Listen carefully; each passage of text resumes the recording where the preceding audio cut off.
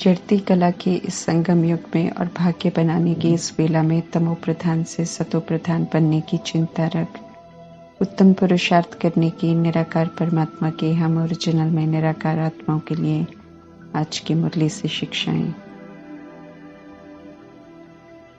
परमात्मा समझाते हैं कि आज ड्रामा में जो परिस्थितियां आ रही हैं वो मनुष्य आत्माओं की अपनी बनाई हुई हैं, जिन्हें हर किसी को पार करना ही होगा। अज्ञानता में पार करेंगे तो भयभीत होंगे, फेल भी होंगे, कष्ट भी अनुभव करेंगे, रोएंगे भी, विलाप भी करेंगे, कर्मों को भी कूटेंगे। लेकिन समझ देने के बाद परमात्मा हम आत्माओं को हर परिस्थिति को पेपर के रूप में स्वीकार कर फुल पास होने के लिए एवर रेडी और एवर हैप्पी बनने का वरदान देते हैं।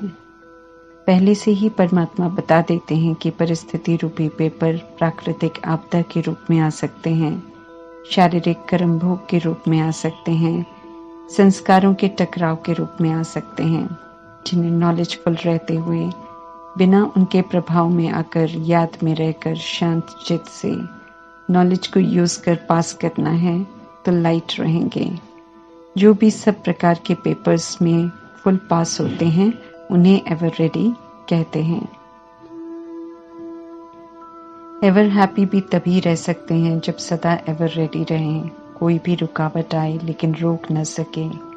माया के सूक्ष्म व स्थूल विघ्न एक सेकंड में समाप्त हो जाएं। ऐसे ही पहले से नॉलेज के आधार से एवर रेडी बन हर परिस्थिति रूपी पेपर में फुल पास होने वाला बनना है। सर्व शक्तियों का खजाना सभी को एक समान मिलता है। वरदान भी शक्ति स्वरूप बनने के लिए एक समान मिलते हैं, परंतु ये वरदान और शक्तियां तब हमारी बनती हैं जब हम इन्हें कार्य में लगाते हैं, अर्थात समय पर जिस शक्ति की भी आवश्यकता होती है उसी समय यूज करते हैं, तब मास्टर सर्वशक्तिवान बनते हैं।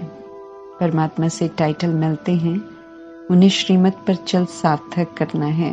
स्वयं को याद दिलाते रहना है कि परमात्मा ने हमें कौन कौन सी शक्तियां दी हैं।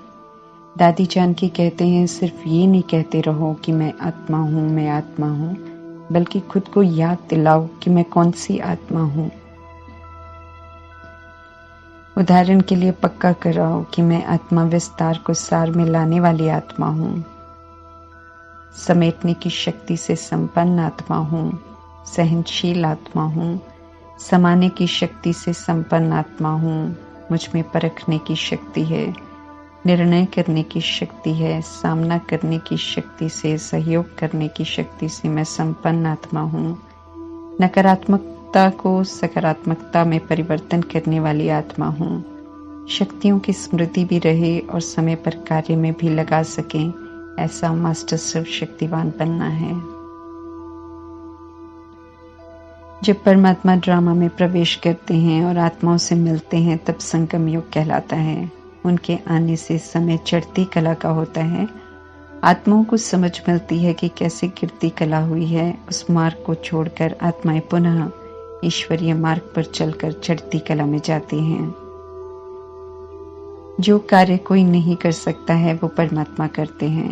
नर्क को स्वर्ग बनाना, रंक बन गई आत्माओं को फिर से राजा बनाना, पतित से पावन बनाना उत्तम सेवा है, जो एक परमात्मा के सिवाय और कोई भी नहीं कर सकता है। भक्ति मार्ग में जितने भी प्राचीन यादगार हैं सब बड़े हैं और शिव के नाम से हैं।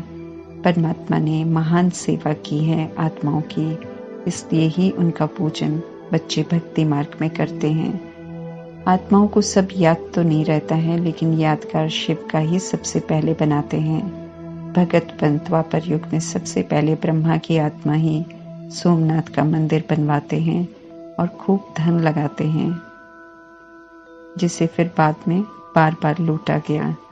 मंदिर क्यों बनते हैं ये राज भी परमात्मा बताते हैं, क्योंकि वे ही ड्रामा के सारे राज जानते हैं। हम निराकार आत्माएं निराकारी दुनिया से आकर इस साकार दुनिया में शरीर लेते हैं तो शरीर में गुप्त हो जाते हैं, कोई देख नहीं सकता है। हम गुप्त आत्माओं को सही राह पर लाने के लिए परमात्मा को भी गुप्त आना पड़ता है, अर्थात जीव आत्मा के तन का आधार लेना पड़ता है। जब आधार लेते हैं तब भी परमात्मा शिव ही हैं, क्योंकि वे सदा कल्याणकारी हैं। उनके इस कर्तव्य के कारण उन्हें सदा शिव कहते हैं। जिनका आधार लेते हैं उनका नाम दादा लेखराज की जगह ब्रह्मा रखते हैं, क्योंकि पुराना जन्म बुद्धि से कैंसिल कर नए ईश्वरीय जन्म में नई दुनिया की स्थापना के कार्य के लिए उनका नया नाम ब्रह्मा रखते हैं। हम आत्माएं अविनाशी हैं, चैतन्य हैं, शरीर द्वारा पाठ बजाते हैं, सुनते हैं, बोलते हैं, देखते हैं, कर्म करते हैं, दिखाई नहीं देते हैं, इसलिए इनकॉग्निटो हैं। शरीर विनाशी है, परिवर्तनशील है, दिखाई देता है, इसलिए कॉग्निटो है। ये समझ अभी मिलती है देह अभिमान से स्वयं को मुक्त कर फिर से आत्म अभिमानी बनने के लिए। हम आत्माएं पवित्र थे तो भारत भी साहूकार था। जब आत्माएं पतित बने तो भारत भी गरीब बन गया। स्पष्ट समझ अभी ही मिलती है। फिर ड्रामा जब फिर से शुरू होता है, ज्ञान की प्रारब्ध अनुसार सुख पाती है, लेकिन ड्रामा के आदि मध्य अंत के ज्ञान को भूल जाती है। समझ तब मिलती है जब अच्छा बनने की विधि बताई जाती है।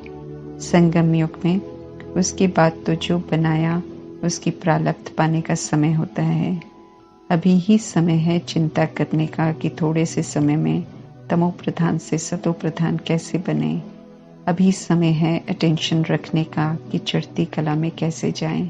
तो अटेंशन और चिंता कर वो करना है जो समय प्रमाण जरूरी है। ज्ञान से, गुणों से, शक्तियों से, आत्म सम्मान से, चरित्र से गरीब बन की आत्माओं को परमात्मा पुनः गुणवान, सशक्त, चरित्रवान बनाते हैं। इसलिए परमात्मा को गरीब निवास कहते हैं। आत्माओं को दुर्गति से छुड़ाकर सद्गति करते हैं। परमात्मा कृष्ण के तन में नहीं आते, बल्कि कृष्ण की आत्मा के 83वें जन्म के साधारण शरीर में आते हैं और पतित से पावन बनाते हैं, अर्थात साधारण से पुनः कृष्ण बनने की विधि बताते हैं। देवता धर्म पवित्रता का धर्म है। दैवी गुणों वाले मनुष्यों की 2500 वर्ष की हिस्ट्री के बारे कोई नहीं जानता। बाकी के 2500 वर्ष की भी हिस्ट्री कोई यथार्थ नहीं जानता, क्योंकि 2500 वर्ष का कोई व्यक्ति नहीं है। जन्म मरण में आने वाले पिछले जन्म के बारे में भूल जाते हैं, इसलिए सत्य तो कोई भी बता नहीं सकता है। सत्यम शिवम सुंदरम महिमा है सिर्फ निराकार परमात्मा की, क्योंकि वे ही सत्य हैं, वे ही सुंदर बनाते हैं आत्माओं को। सत्य कल्याणकारी परमात्मा ही सदैव सुंदर हैं। जो पवित्रता के धर्म को छोड़कर देह अभिमान के धर्म में कन्वर्ट हो गए हैं, उन्हें पवित्रता का धर्म पुनः अपनी तरफ आकर्षित करेगा और वे फिर से पवित्र जरूर बनेंगे और वर्षा लेंगे। इस समय जो जैसे सृष्टि रूपी ड्रामा में प्रवेश हुआ होगा, वो पुनः उसमें लौटकर अपने हिसाब किताब चुकता कर वापस घर जाने के लिए क्लीन होगा। पवित्र तो हर आत्मा को बनना होगा अंत में, लेकिन नई दुनिया का वर्षा नहीं ले सकेंगे। वे फिर दोबारा ड्रामा में प्रवेश भी तभी करेंगे जब रावण राज्य फिर से शुरू हो जाएगा। साहूकार तो वे ही बनते हैं, स्वर्ग का वर्षा तो वे ही लेते हैं जो परमात्मा से पढ़कर उनकी श्रीमत पर चलते हैं। जो अभी कर रहे हैं वो शूट हो रहा है, और जो शूट हो रहा है वही रिपीट होगा। इसलिए पाठ बचाकर अपना भाग्य बनाना हमारे ही हाथ में है। बाद में कोई बदलाव नहीं कर सकते हैं। यादगार में कृष्ण के लिए दिखाते हैं कि उनका जन्म जब हुआ तो उनके माता पिता कंस की कैद में थे।